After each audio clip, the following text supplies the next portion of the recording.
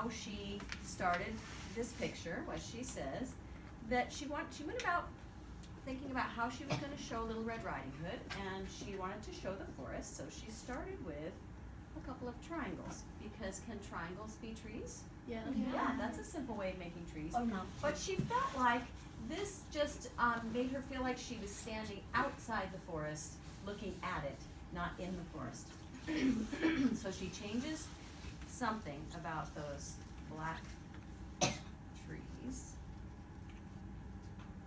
She changes one thing. And what would you say she changed? She changed the what? Shape. Shape. She changed the shape of the trees. Does it now feel like we're in the forest? Yes. Yep. Now we feel like we're in the forest among the trunks of the trees, and all she did was change those simple shapes from triangles to rectangles. And then she decided it just didn't feel that scary. It felt like it was broad daylight and there was just all this sort of cheerful light around, so she changes something else. She changes the Space. Color. It's kind of hard to tell with the document here. Color. But she Spacing. changed the background color. This is the color she changed it to. Oh. Purple. So she changed the background color, and does it feel a little different than broad daylight? What does it feel like now? Dusk. Kind of like dusk or nighttime, Yeah. okay? So she changes the color, and it really changes the meaning. So far we've talked about shape and color. Then enter Little Red Riding Hood. She just said she made Red Riding Hood a triangle because she thought that seemed like a strong shape, a stable shape that wasn't going to tip over. And Red Riding Hood we know to be a real strong character. And of course, the color she chose red because Little Red Riding Hood, I mean, what else could she make? Little Right? Red Riding- Exactly. So she's got Red Riding Hood, and then she decides on two triangles to make the wolf. She just sort of sets them so that it looks like the mouth is open.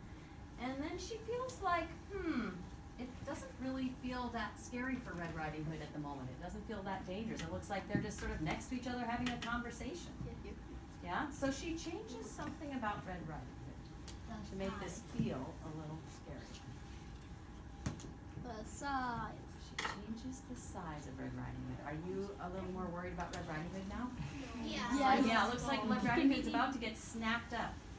And she decides she wants to add to the story a little bit more by making it seem like they're not, that Red Riding Hood is sort of deep in the dangerous forest. So she does two things. She does that. She does that. So she changes, what did she change? The space. She changes the space. She changes where Red Riding Hood is in space and how the trees are in space. Now does it feel even more dangerous for Red Riding Hood? Tree's gonna fall on her. Yeah, She's it feels open. like she's kind of behind a tree, the trees might fall on her.